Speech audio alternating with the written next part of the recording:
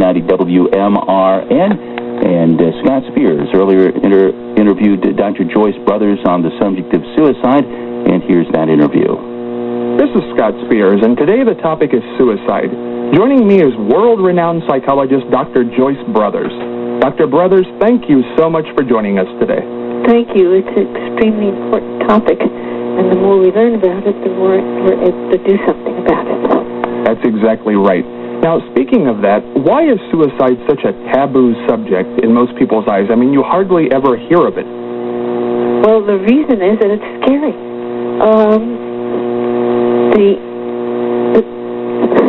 One of the highest rates of suicide are physicians, and we look to physicians for so much of our future.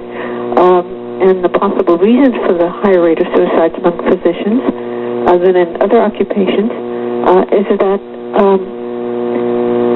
with some older psychiatrists, suicide may be a logical termination of life at a time when hope has been abandoned, or in younger men, several who committed suicide had been recognized as emotionally stable.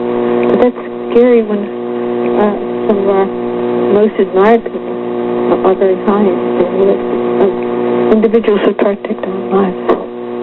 Yes, and do you think that celebrity does play into that? Because some of the most admired people have committed suicide, and I know there's so much today going on with rehabilitation centers, such as the Britney Spears case that was recently put up, and Anna Nicole Smith, how can we forget that? That's been everywhere lately. Not that that's been deemed a suicide at this point, but do you think being in the public eye plays a major part? No, I don't think so, because a lot of youngsters who commit suicide because of the pressures that they put upon themselves, not necessarily society putting it upon them.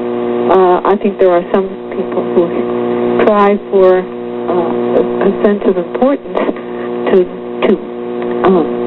fight suicidal desires, but I don't think that trying to be a superstar, or that if you are in the limelight that you're going to try to commit suicide.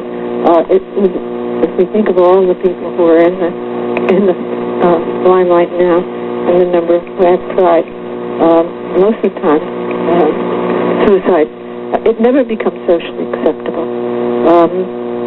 When I did a study a little while ago, years ago, at a university,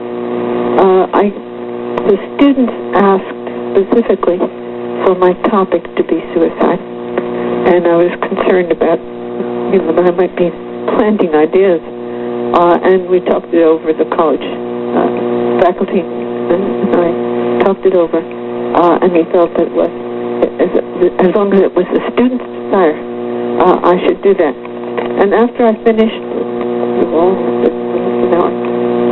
discussion of suicide, and why we try it, successful or unsuccessful. We don't want it to be successful. We want it to be unsuccessful, but we don't want it to be something that's going to mark the person for life. I said, it's a very unusual question, but have any of you had some friend or someone in the college indicate that they were going or thinking about suicide? And almost all the hands went up. But what they didn't do, they tried to help them by themselves, but they didn't turn to the faculty or to the people who were there to specifically prevent suicidal behavior. And after this, the university did change, and we explained that when some of the youngsters start talking about it, it can be a real problem, and it should be reported to and taken care of before people actually try, because very often there is suicide prevention.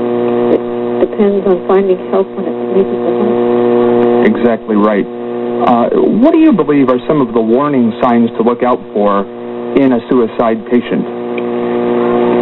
Well, the suicidal person is very ambivalent. They have a fantasy. They want to die, but they also want desperately to live. to die, there's no second chance.